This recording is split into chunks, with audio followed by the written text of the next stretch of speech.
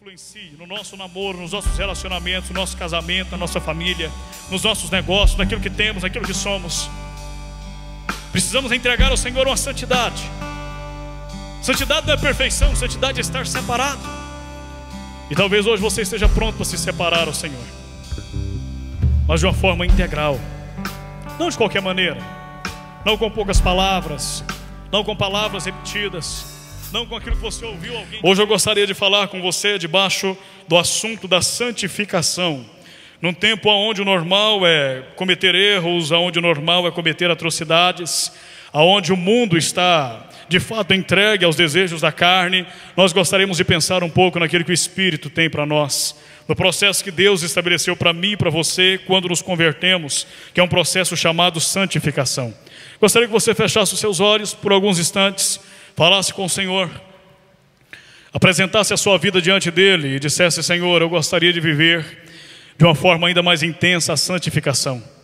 Eu gostaria de me entregar ao Senhor de uma forma ainda mais intensa, que essa palavra de fato faça diferença na minha história, faça diferença na minha vida. Diga para o Senhor: Deus, eu quero que o Senhor fale comigo. Pai, eu preciso que o Senhor fale ao meu coração hoje. Eu não estou aqui por acaso. Eu poderia estar em qualquer outro lugar, eu poderia estar em qualquer outro ambiente, mas eu escolhi a tua casa, porque um dia o Senhor me escolheu. E hoje eu gostaria que o Senhor falasse de uma forma profunda ao meu coração. Pai, em nome de Jesus, nós somos o teu povo, somos a tua igreja. A tua palavra diz que sem santificação ninguém verá o Senhor, e os nossos olhos desejam de contemplar, ó Pai. Reconhecemos o quão pecadores somos, o quanto somos falhos, ó Deus, muitas vezes na tua presença. O quanto por inúmeras vezes, ó Deus, trocamos a tua presença por outras coisas, por diversões que são passageiras. Mas nessa noite, ó Deus, eu gostaria muito que o Senhor falasse aos nossos corações. Eu gostaria muito, ó Deus, que houvesse aqui um ministrar do Senhor. No momento onde este país, ó Deus, abençoado, chamado Brasil, comemora a festa da carne, nós gostaríamos de comemorar junto do Senhor a festa da santificação.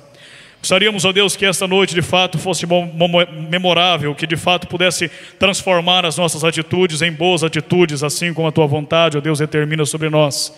Peço a ti, ó Deus, me use para me dirigir a esse povo. Fale comigo, ó Deus, e fale através de mim a esta igreja, que no nome de Jesus possamos ser edificados pela tua palavra, em nome de Jesus, amém. Queridos, gostaria que vocês abrissem a sua Bíblia na primeira carta de Paulo aos Tessalonicenses, no capítulo 5, versículo 23. Santificação, esse é um assunto muito pouco pregado nos dias de hoje. E muitas vezes quando é abordado de uma forma errônea. Eu gostaria de trabalhar com você uma visão bíblica sobre o que é a santificação. E muito mais do que isso, te desafiar a ser um santo na presença do Senhor. Alguém que disse algum tempo atrás, não me lembro o nome do autor dessa frase, mas ele disse que nós não somos pecadores lutando para ser santos, mas nós somos santos lutando diariamente contra o pecado. Na minha opinião, essa é uma das frases mais acertadas que eu já ouvi na minha história. Porque de fato, quando nós nascemos de novo, quando eu e você aceitamos a Jesus como Senhor da nossa vida, quando nós nascemos da água e nascemos do Espírito, como Nicodemos, carecia Nicodemos nascer, de fato nós temos uma nova natureza. As coisas velhas passaram, tudo se fez novo. Recebemos de Deus uma nova identidade. E nessa identidade, essa identidade nos torna mais parecidos com Deus por meio de algo, de um processo chamado santificação. Quantos aqui são santos? Digam amém. Boa parte é santo, glória a Deus. Santidade, querido, e muitas pessoas entendem isso de forma errada. Santidade não é perfeição. Se fosse perfeição, nem eu e nem você poderíamos dizer que nós somos santos, porque nós não somos perfeitos. Apesar de termos nascido de novo, termos uma natureza nova dada por Deus, uma história transformada por Deus, dia após dia nós somos sujeitos a cometer pecados. Ou alguém aqui não pecou hoje? Pastor, eu não pequei hoje. Eu realmente sou um santo. Eu sou como aqueles monges que vão para os mosteiros e ali ficam meditando, então não cometi nenhum pecado. Amém, glória a Deus então por isso, que isso tenha acontecido com a sua história.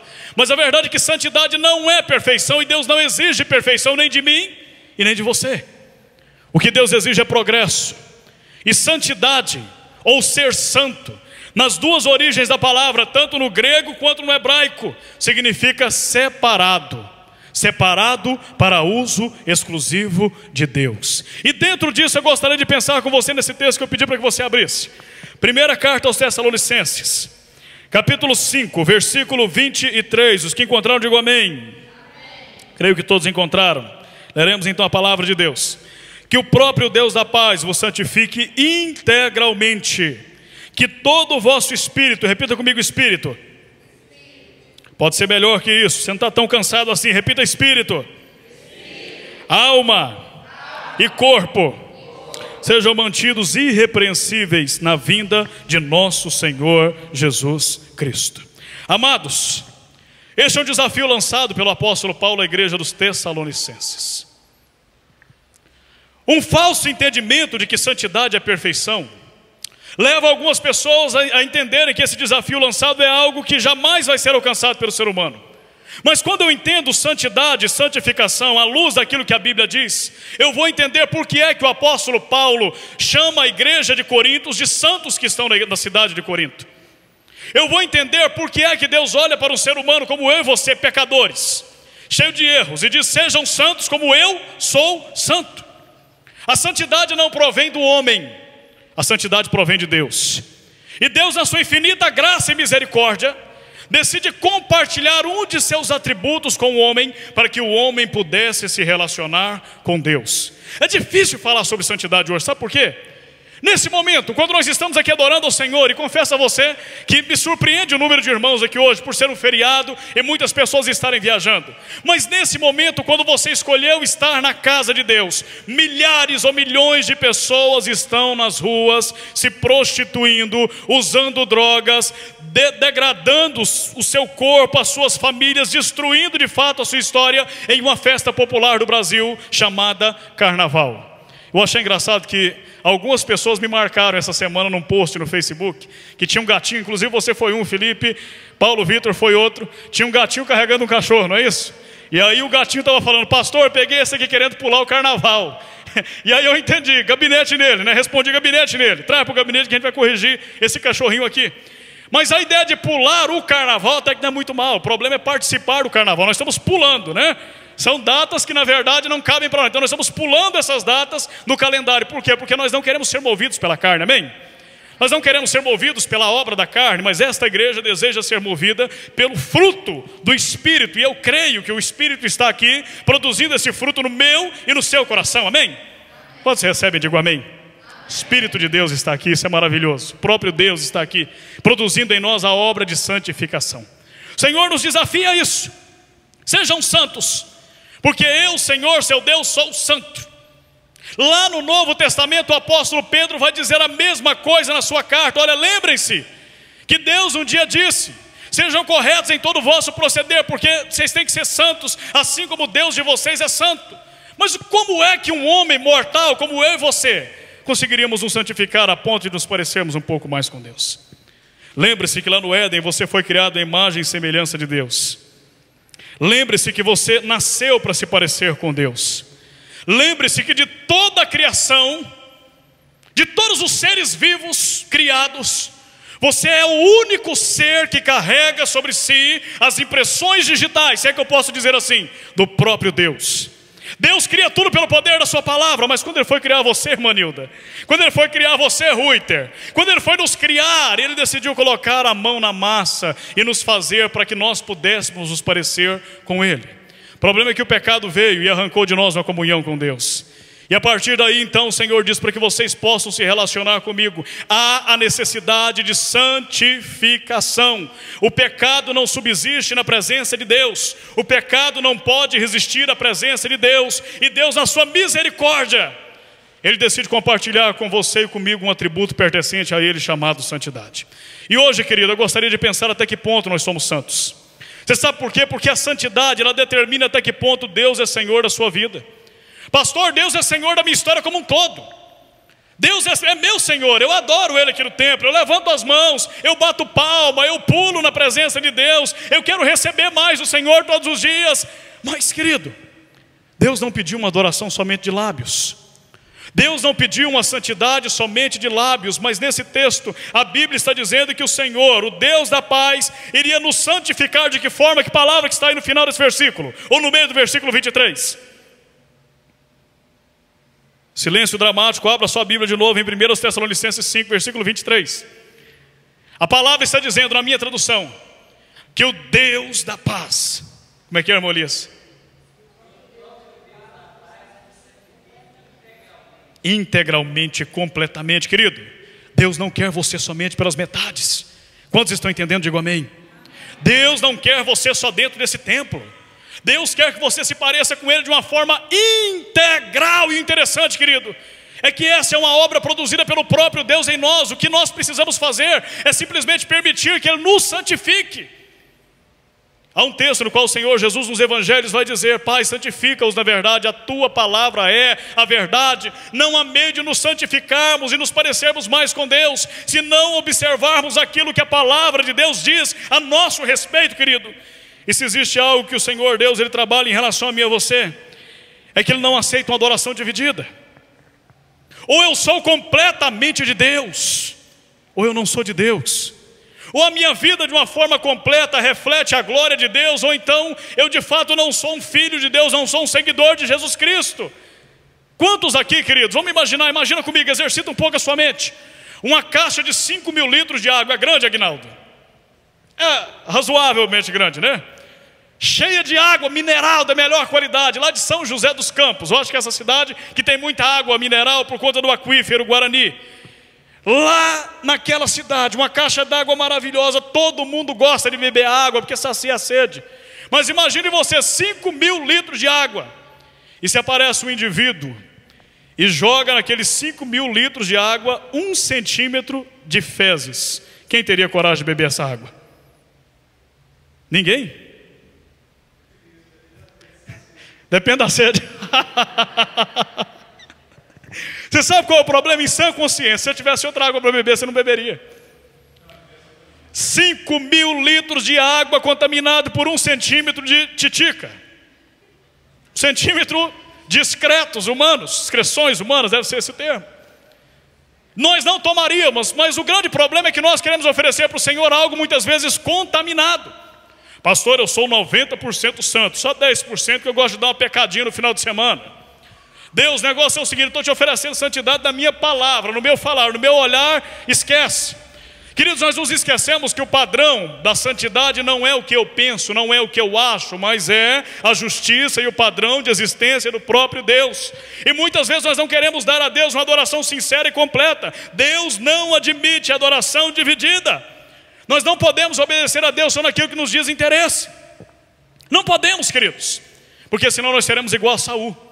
Obedecemos o chamado, reinamos sobre Israel, estamos no trono, fazemos guerra, mas quando Deus falou, não pegue nenhuma ovelha do povo inimigo, não traga nada, Ele olhou para aquelas ovelhas e as ovelhas eram bonitas, eram gordas. Ele disse: ah, meu Deus, é por uma boa causa, eu vou levar para sacrificar para o seu nome. E por conta de uma adoração dividida, Deus rejeita o reinado de Saul.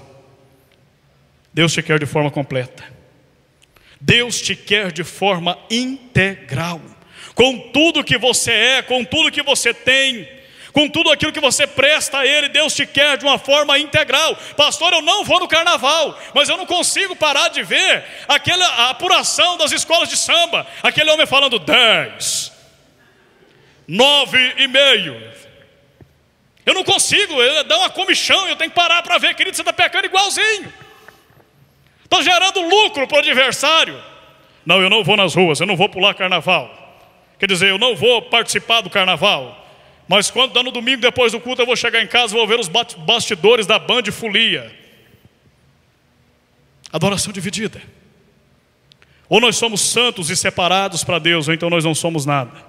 Ou nós prestamos para Deus uma adoração sincera e real, uma adoração integral. Ou nós permitimos que Deus nos santifique em todas as áreas da nossa vida, em todas as áreas da nossa história. Ou então, de fato, nós não seremos santos como Ele exige que nós venhamos a ser. Interessante que o apóstolo Paulo não para por aqui. Olha aqui, que o próprio Deus da paz vos santifique integralmente. Que todo o vosso espírito, alma e corpo sejam mantidos irrepreensíveis na vinda do Senhor Jesus Cristo. Interessante, querido, que o apóstolo Paulo ele está dizendo nesse texto que nós somos compostos de 3 coisas. Que 3 coisas são essas? Espírito e corpo. Há uma divergência teológica tremenda em relação a isso, eu nem vou entrar. Alguns dizem, não, o homem só tem corpo e alma. Outros vão dizer, o homem tem espírito, corpo e alma. Então eu quero olhar para esse texto e pensar com você que eu e você precisamos ser santificados então nessas 3 etapas. Não dá para ser santo no corpo e ser pecador no espírito. Não dá para ser pecador no espírito e ser santo na alma. É dessa maneira que Deus trata. Ou nós somos completamente santos, ou então de fato nós não alcançamos o ideal de Deus para a nossa história. Primeira coisa que o apóstolo Paulo fala, querido, é que nós devemos ser santos, ou devemos nos manter irrepreensíveis no... Vamos de novo, no... Você não dormir, querido. É por isso que eu gosto muito de mexer contigo. Eu gosto da sua participação. Não permita que seja corrompido o vosso espírito. Você sabe que existem pecados que nós só cometemos no espírito? Pastor, existem pecados que nós cometemos no espírito. E para não causar uma confusão na sua cabeça, eu vou te dizer o que o apóstolo Paulo queria dizer com essas 3 coisas. Em primeiro lugar, espírito é aquilo que me liga ao mundo espiritual, aquilo que me liga a Deus.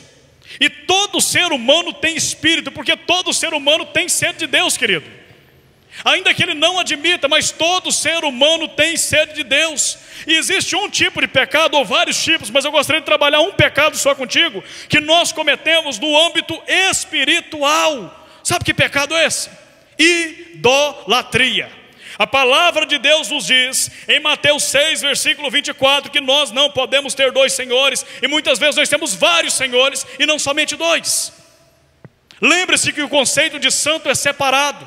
Muitas vezes nós não conseguimos nos separar espiritualmente para entregar a Deus aquilo que Ele merece, aquilo que Ele exige de mim e de você.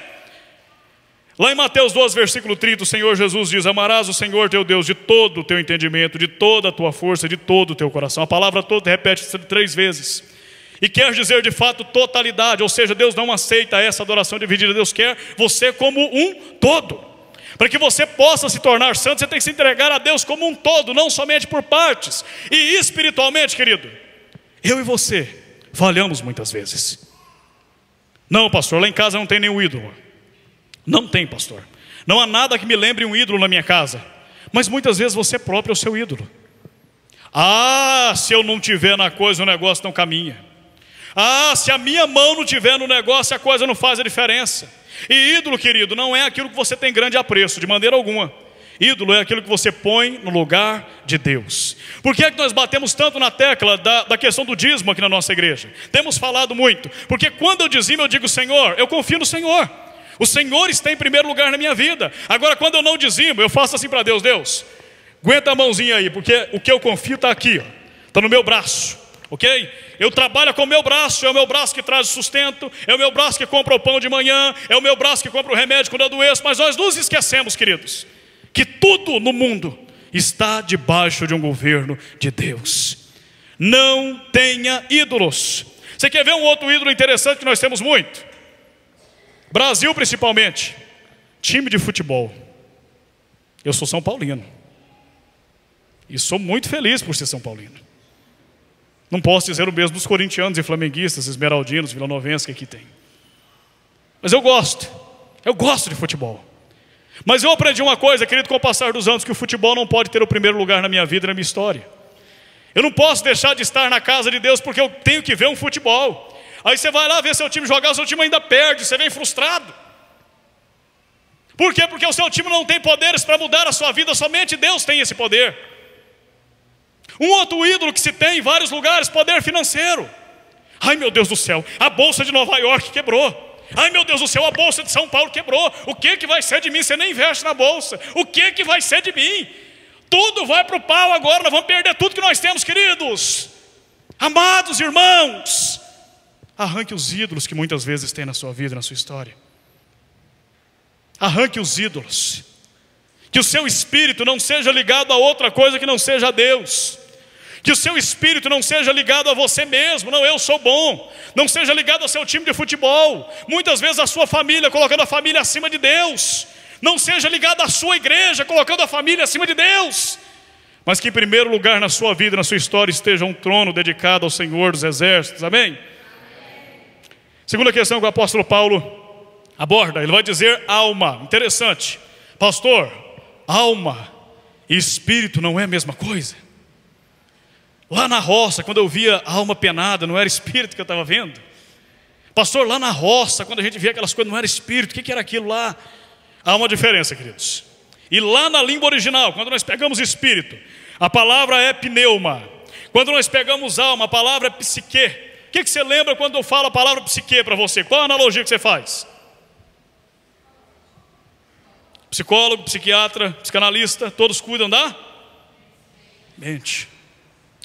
O entendimento que nós temos é que a alma me liga a Deus. Aliás, o espírito me liga a Deus.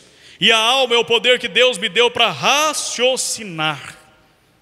Na minha mente, psique, o trabalho, essa massa cinzenta que eu tenho na cabeça que me diferencia dos demais animais, me tira do instinto e me põe no campo do raciocínio. É isso que o apóstolo Paulo estava dizendo. Em primeiro lugar, não tenha ídolos. Esteja com o seu espírito ligado a Deus. Esteja santo, separado no seu espírito, mas na sua mente também esteja separado. Você quer ver uma outra coisa, querido? Existem pecados que você só comete na mente. Ou eu estou enganado? Você faz tudo o que você quer? Faz. Mas você pensa muita coisa, não pensa? E se você é como eu, muitas vezes você pensa muita coisa errada.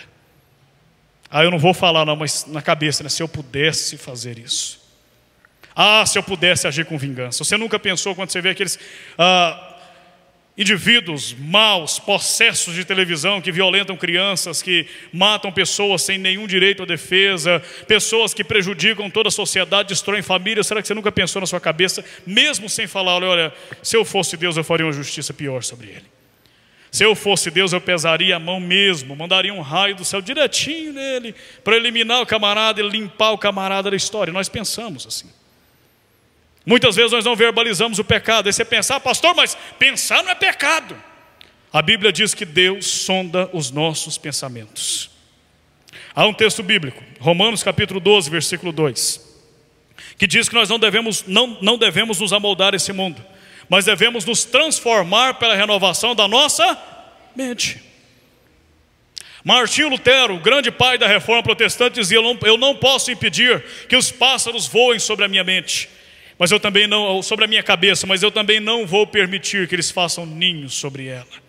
Nenhum pecado, querido, nasce somente na prática. Mas a maioria dos pecados que eu e você cometemos, para não dizer todos os pecados que eu e você cometemos, eles nascem nos nossos pensamentos. Pastor, eu já ouvi um pregador falando que o diabo não sabe daquilo que eu penso. É verdade, ele não sabe daquilo que você pensa. Mas ele é diabo desde que o mundo existe. Eu acho que pela nossa expressão facial, ele consegue mais ou menos determinar aquilo que nós estamos sentindo. A palavra de Deus diz que Satanás não toca nos ungidos de Deus, eu creio muito nisso. Mas a palavra de Deus também diz que eu devo estar protegido contra os ardis de Satanás, contra as setas inflamadas de Satanás. E muitas vezes, queridos, nós simplesmente nos abrimos para isso. Se abrir a cabeça até fede. Tudo que fala pensa maldade. Tudo que fala está maquinando mal na sua cabeça, queridos. E não se engane, mais cedo ou mais tarde aquilo que você pensa se tornará prática. Porque você de verdade é aquilo que você pensa.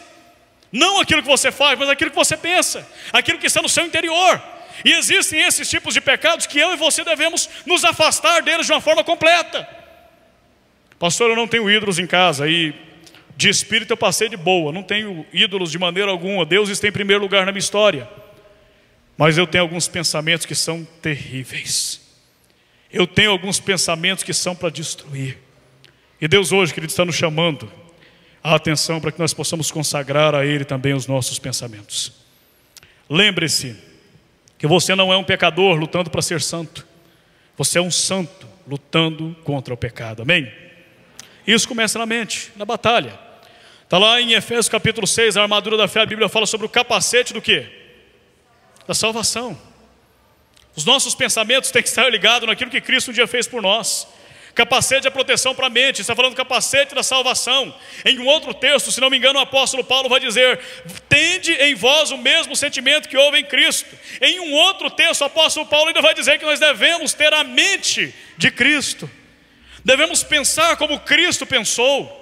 Devemos raciocinar como Cristo raciocinou, e nada menos que isso. Porque se nós queremos ser santos, queremos nos parecer com Deus, precisamos também consagrar a nossa alma, o nosso psique, a nossa mente ao Senhor. Por último, o apóstolo Paulo está falando sobre o corpo. E aqui eu gostaria de falar com você sobre as ações. 1 Coríntios 3,16 é um texto que fala bastante disso. Gostaria que você abrisse esse texto e pensasse, porque, pastor, eu não tenho ídolo, eu realmente sou separado para o Senhor em tudo aquilo que eu faço. Pastor, eu não penso coisas ruins, meus pensamentos são todos bons, não há dificuldade nisso. Mas, querido, eu gostaria de chamar a atenção para você, de você para esse texto, 1 Coríntios 3, versículo 16. A palavra do Senhor diz o seguinte: não sabeis que sois o santuário de Deus e que o Espírito habita em vós? Vamos todos ler juntos? Não sabeis que sois santuário de Deus e que o Espírito habita em vós? Tremendo esse texto. Você não é só essa casquinha de fora que a gente está vendo aqui. Você não tem somente essa aparência que é perceptível aos nossos olhos, mas você é a habitação do Espírito Santo de Deus. E quando nós falamos em corpo, nós estamos falando em atitudes, em ações. Quem aqui gostaria de habitar numa casa imunda? Dá um sinal com a sua mão. Casa suja, mas suja mesmo. Você não sabe se você está na cozinha ou no banheiro, onde é que você está. Tudo bagunçado, as coisas todas de perna para cima, ninguém se sente agradável nisso. Eu não me sinto, você também não se sente. Mas muitas vezes, queridos, é isso que nós estamos oferecendo para o Senhor. Até temos uma santidade legalista em relação ao nosso espírito. Até temos uma santidade legalista em relação à nossa alma, mas quando é na prática e o pastor não está vendo e não vai chamar no gabinete, quando estou distante de todo mundo, lá em casa, no meu quarto, de frente para o meu computador, há mais de meia-noite, esse é o momento de mostrar a santidade. Você não é santo para que eu veja. Suas atitudes não tem que ser para o pastor ver, para o irmão Elias ver, para a igreja ver. Suas atitudes têm que ser para que Deus veja, e isso de fato produz um santo. Isso de fato faz a diferença na nossa vida. Eu não gostaria de habitar numa casa suja, e nós queremos muitas vezes oferecer para o Espírito Santo habitar. O Espírito Santo não vai habitar. Ele habita em templos feitos por Deus, ou seja, o ser humano. Ele não habita em lugares sujos. Então, querido, se há pecado, é necessário confessar, porque pecado não confessado é propriedade legal de Satanás, é legalidade aberta. Ele vai entrar e vai destruir a sua vida. Eu me lembro de Naamã no Antigo Testamento. Israel só estava vencendo batalhas. De repente Israel começou a perder batalhas e foram perguntar: mas por que, Deus? Por que nós estamos perdendo batalhas agora? A sua promessa é que ninguém iria nos resistir. A sua promessa é que nós passaríamos por cima de todos os povos com muita facilidade. Por que nós estamos perdendo batalhas? E Deus falou: olha, tem um homem chamado Naamã, que entrou no meio de um exército adversário. Depois de vocês terem vencidos, ele saqueou uma capa e enterrou, ou seja, escondeu na sua tenda. E por conta da capa de Naamã, muitas pessoas pagaram um preço de sangue, porque Israel começou a perder batalhas. Se eu quero vencer, querido, eu preciso tirar do meu coração aqueles pecados de estimação escondidos. A cada dia eu diante do Senhor busco me arrepender pelas minhas falhas, busco confessar o Senhor, e a palavra diz que quando eu confesso, Ele é fiel e justo para me perdoar. Não tem meio termo. Mas será que Deus me perdoa? A palavra diz que quando eu confesso, Deus me perdoa. E muitas vezes nós queremos ficar com aqueles pecadinhos lá dentro. É uma magoazinha pequena, é uma falha pequena, é o troco do padeiro que me devolveu errado. Eu falei: ganhei, passei, agora sim, ótimo. Ganhei R$5 de troco, agora errado. Então é uma maravilha com tudo isso, maravilha. Muitas vezes são essas pequenas atitudes que para mim e para você se tornam a capa de Naamã, escondida, que nos produz nas nossas vidas derrota, que produz na nossa história fraqueza. E nós queremos oferecer isso para o Senhor. Eu gostaria de fechar essa ministração de hoje, querido, te perguntando: o que é que você tem para oferecer ao Senhor nessa noite? Nada menos do que a santidade o Senhor aceita, nada menos que a santidade. Santidade no espírito, santidade na alma, mente, santidade no corpo, nas ações, atitudes, palavras, olhar, tocar os 5 sentidos a favor do Senhor. Tudo isso Ele exige de nós, e eu e você precisamos aprender a entregar de uma forma completa isso ao Senhor. Pastor, eu não consigo. Querido, é um desafio. Pastor, e se eu pecar? A Bíblia fala que você pode confessar o seu pecado e o Senhor vai te perdoar, desde que haja arrependimento verdadeiro. Mas, amado, se você está aqui hoje, eu entendo e pressuponho que você deseja ser um santo, amém? Que você deseja viver um processo de santificação, que você deseja ver o Senhor, que você deseja mudar a sua vida, porque senão você estaria lá na Avenida Goiás, nem sei onde o carnaval daqui é promovido, mas lá onde o carnaval está sendo promovido e festejando a carne, Mas se você veio a esse lugar, você está dizendo: Senhor, eu quero viver segundo o Espírito. Senhor, eu quero viver segundo o fruto do Espírito e não segundo as obras da carne. Senhor, eu quero que o Senhor controle a minha vida como um todo. Eu não quero ser como Naamã, com pecados escondidos. Eu não quero ser como Naamã, que escondeu aquela capa, mas eu quero confessar ao Senhor os meus pecados. Eu quero entregar para o Senhor qualquer legalidade que possa haver, que Satanás tenha atuado, por menor que seja. Por menor que seja, eu quero entregar ao Senhor. Eu quero pedir perdão ao Senhor. Eu quero me santificar, porque somente o Senhor pode me perdoar e pode me fazer novamente. Eu gostaria, querido, que você fechasse seus olhos. Você que entende de fato que é um santo do Senhor. Você que entende de fato que realmente nasceu de novo. E a santificação é para aqueles que nasceram de novo. Alguém que não nasceu de novo não entende o que é isso e jamais vai aceitar essa palavra: eu tenho que me santificar então, pastor. Eu tenho que largar aquilo que eu tanto gosto. Eu tenho que mudar a minha história, então eu preciso de ter nova atitude. Sim, a Bíblia diz que aquele que nasceu de novo possui novas atitudes ou anda em novidade de vida. E santificação é um processo. Se ontem eu fui santo, hoje eu preciso ser mais santo, e amanhã mais santo do que eu fui hoje. E é um processo que nós vamos evoluindo no nosso relacionamento com Deus. É um processo tão sério que Hebreus vai dizer que sem santificação ninguém verá a Deus. É um processo que pode mudar a sua história. Quando Josué estava para entrar na terra prometida, o Senhor disse a Josué para que ele falasse ao povo: santifiquem todos vocês, santificai-vos, porque amanhã eu farei maravilhas no meio de vocês. Todos nós queremos maravilhas, queremos milagres, mas o preço para isso é oferecermos ao Senhor a nossa santidade. É não permitirmos que o mundo nos influencie no nosso namoro, nos nossos relacionamentos, no nosso casamento, na nossa família, nos nossos negócios, naquilo que temos, naquilo que somos. Precisamos entregar ao Senhor uma santidade. Santidade não é perfeição, santidade é estar separado. E talvez hoje você esteja pronto para se separar ao Senhor, mas de uma forma integral.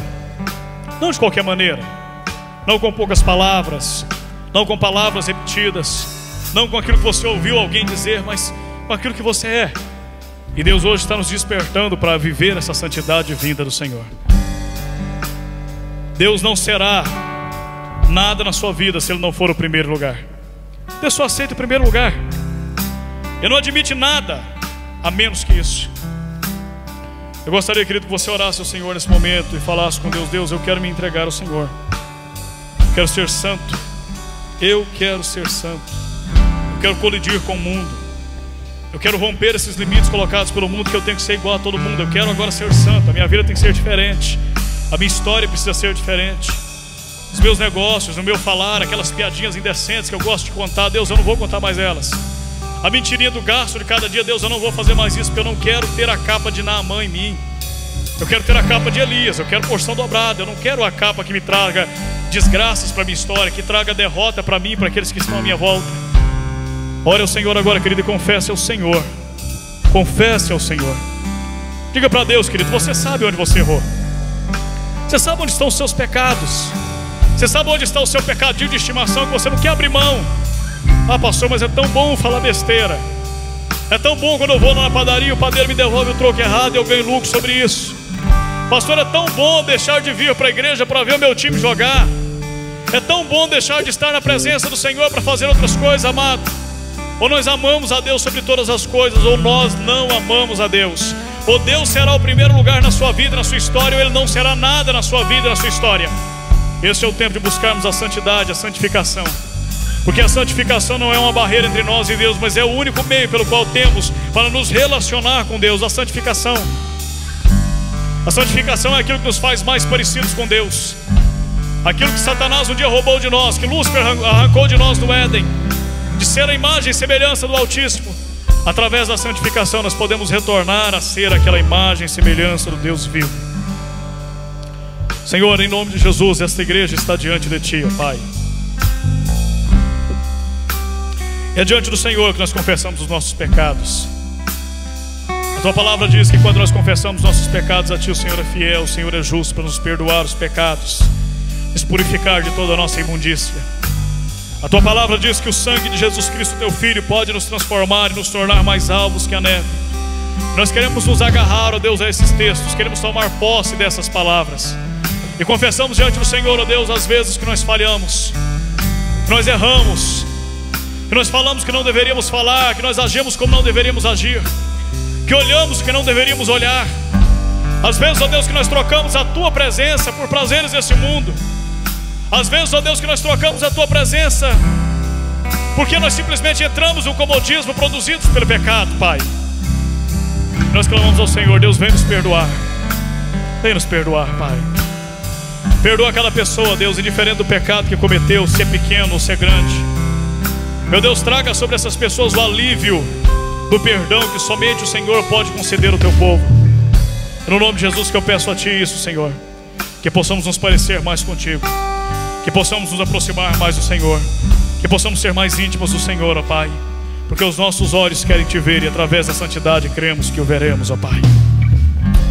Obrigado, Senhor, por essa igreja estar aqui.